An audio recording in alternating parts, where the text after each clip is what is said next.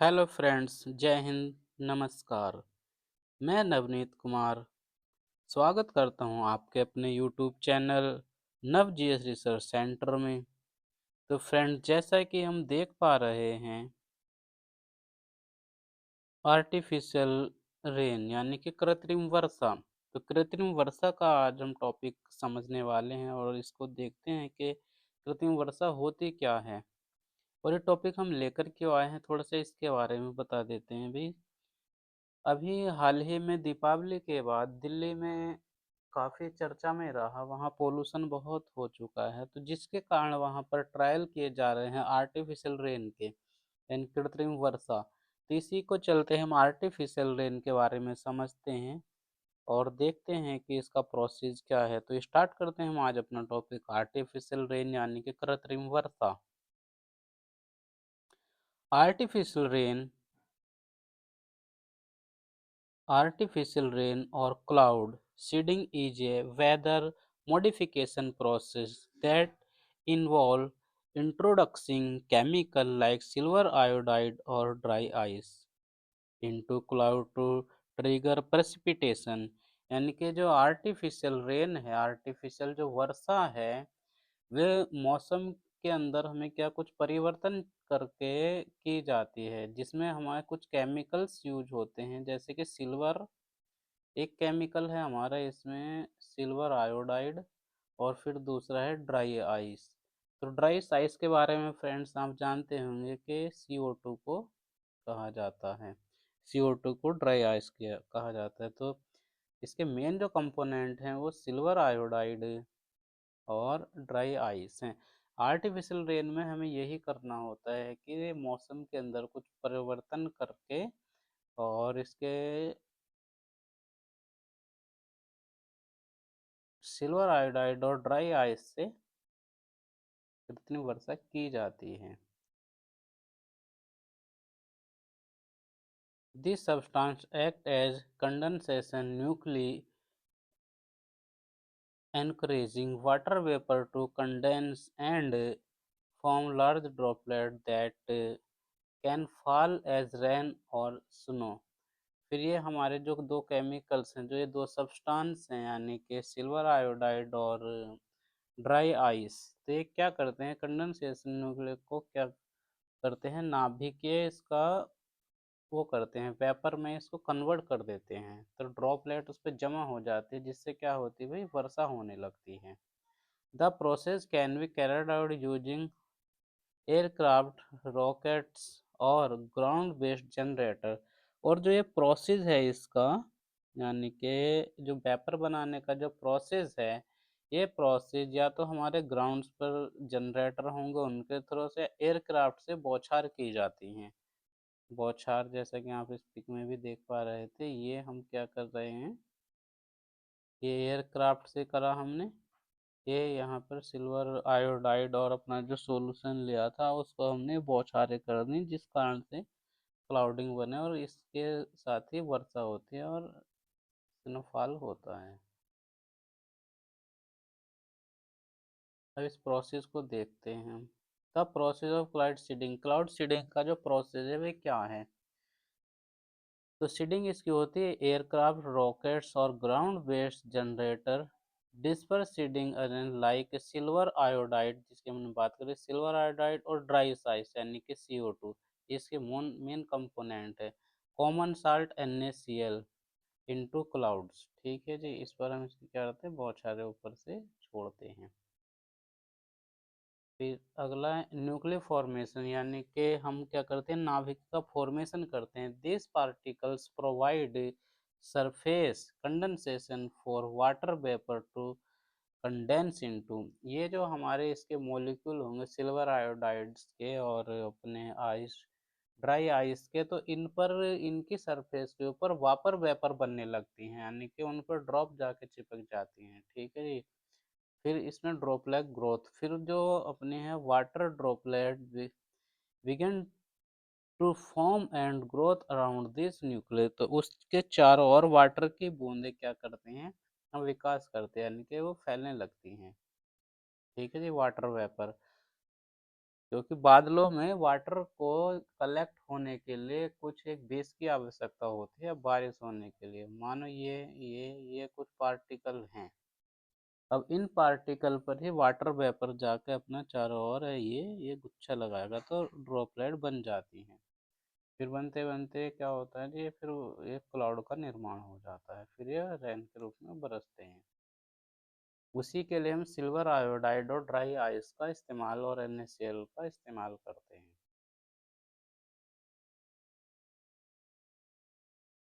Coagulation, as the droplet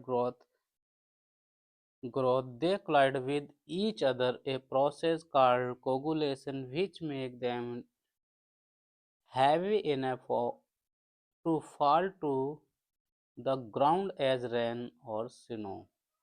फिर इसका coagulation हो जाता है। कोगुलेशन में क्या होता है, यानी कि इसकी जो जमावट होती है, तो जमावट एज ए ड्रॉपलेट की जो ग्रो करते हैं और दे कोलॉइड और ईच अदर पर प्रोसेस कॉल्ड, जो ये प्रोसेस है इसको ड्रॉपलेट बड़ा होने का इसको कोगुलेशन कहते हैं। Which make then heavy enough to, जब ये इनका ये छोटे ड्रॉपलेट थे अब ये बड़े हो गए, इनका जो भार है वो ज़्यादा हो जाएगा, फिर ग्राउंड एज रेन, तो ग्राउंड पर ये रेन के रूप में बरसने लगते हैं।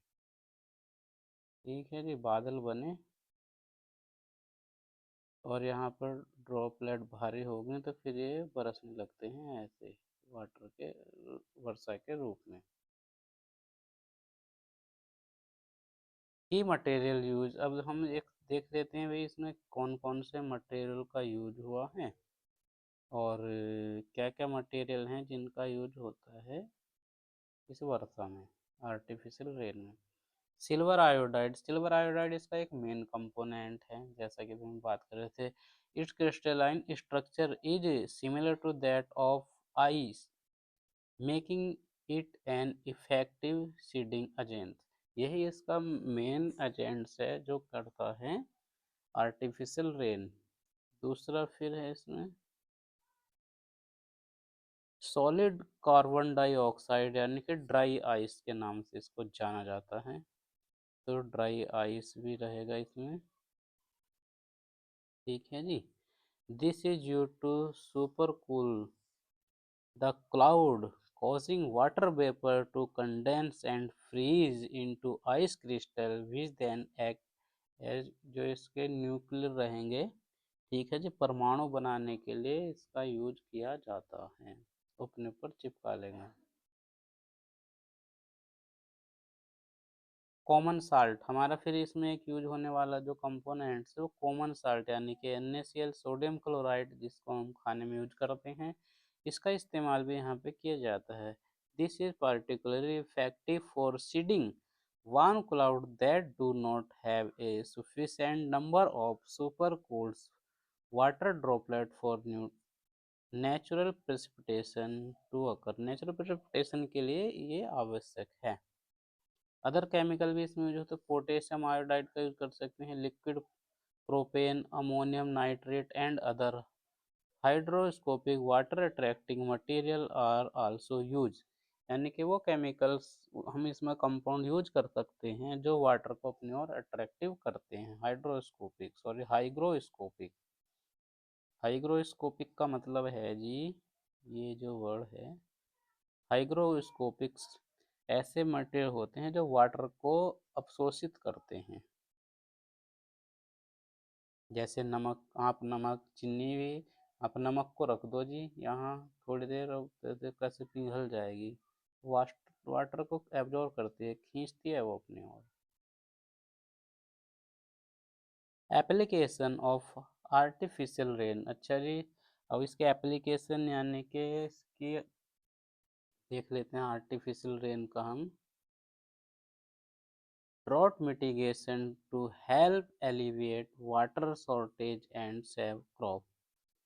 अभी हम यहाँ पर इसकी जो सूखे सूखे के लिए सूखे समन में इसका यूज किया जाता है, जहाँ पर सूखा होगा वहाँ पर हम इसकी सहायता से बारिश कर सकते हैं और अपनी फसलों को हम सेव कर सकते हैं पानी पिलाकर, जहाँ पर वाटर की शॉर्टेज है, पानी फसलों के लिए पानी देकर, sorry. Air pollution reduce reduction, जो एयर का पोल्यूशन है उसको कम करने के लिए भी इसका यूज किया जाता है। जैसे कि दिल्ली में भी दीपावली के बाद होने वाले पोल्यूशन के चलते वहाँ पर ट्रायल किए गए हैं काफ़ी सारे, और किए जा रहे हैं कि आर्टिफिशियल रेन के लिए, ताकि हम कम कर सकें वहाँ पोल्यूशन को। तो ये क्या करता है, पोल्यूशन को भी कम करता है और एयर की क्वालिटी को अच्छा करता है।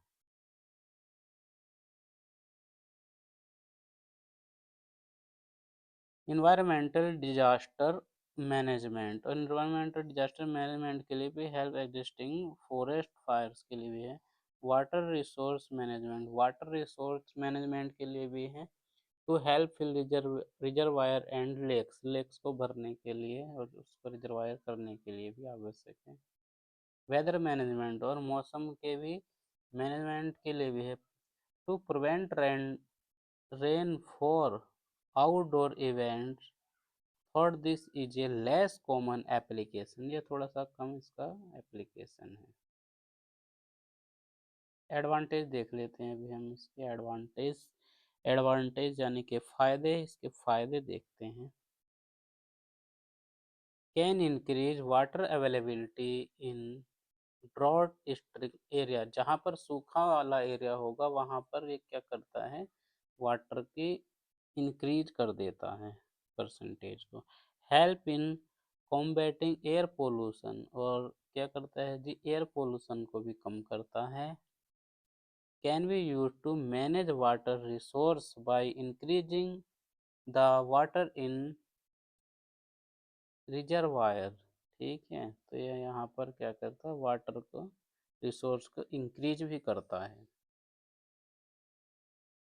अब इसके डिसएडवांटेज भी होंगे जी, तो इससे यानी कि होने वाले इसके दुष्प्रभावों को भी देख लेते हैं थोड़ा। ये इसके दुष्प्रभाव क्या होंगे, डिसएडवांटेज हैं। कॉस्ट, सबसे पहले इसमें कॉस्ट है, तो ये कॉस्ट इसमें ज़्यादा लगती है, यानी कि खर्चा अधिक आता है। The process is expensive due to the specialising equipment and personal requireds. ठीक है जी, इसमें इक्विपमेंट्स अधिक चाहिए, स्पेशलाइजेशन होना चाहिए और इन इक्वेशन का, और पर्सनल रिक्वायर्ड भी ज़्यादा होंगे। इन्वायरमेंटल इम्पैक्ट, और इसमें पर्यावरण के भी पर भी ज़्यादा प्रभाव पड़ता है। Some chemical can be harmful to environment and human health, यानी कि जो केमिकल्स में यूज होते हैं वे क्या होते हैं, केमिकल वो पर्यावरण के लिए भी हार्मफुल होते हैं यानी नुकसानदायक होते हैं, और मानव के लिए भी यानी कि ह्यूमन यानी कि मनुष्य के लिए भी।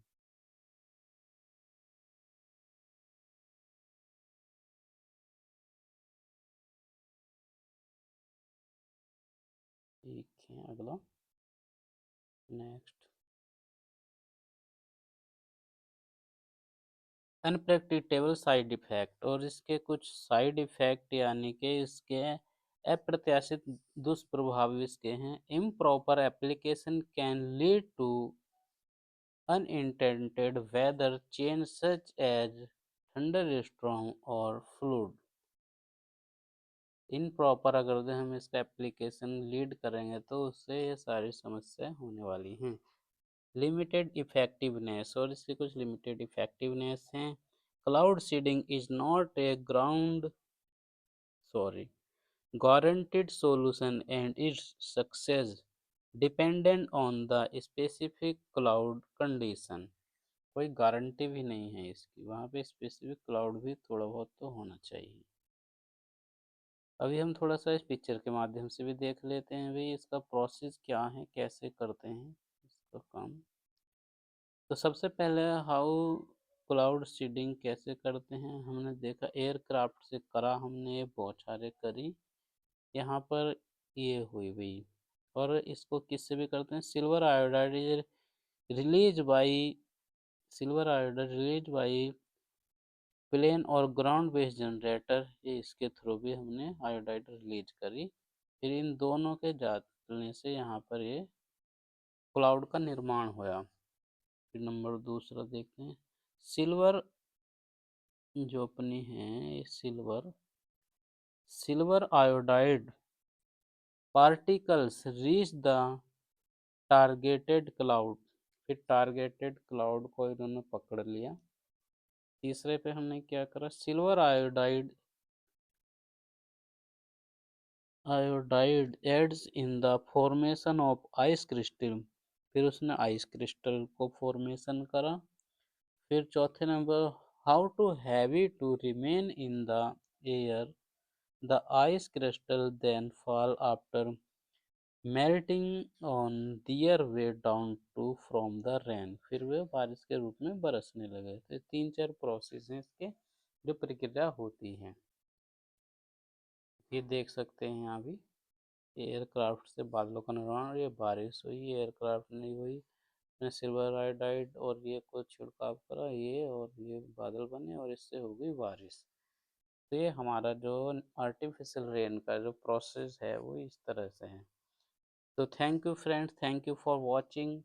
तो फ्रेंड्स, आज हमने समझा जाना कि आर्टिफिशियल रेन यानी कि कृत्रिम वर्षा का थॉट प्रोसेस क्या है, वह कैसे काम करता है ये प्रोसेस, और इसमें वर्षा कैसे होती है, क्या क्या इसमें केमिकल्स यूज होते हैं, कंपाउंड क्या क्या यूज होते हैं, और इसकी एप्लीकेशन, डिसएडवांटेज और एडवांटेज क्या क्या है, वह क्या इसका प्रभाव दुष्प्रभाव होगा।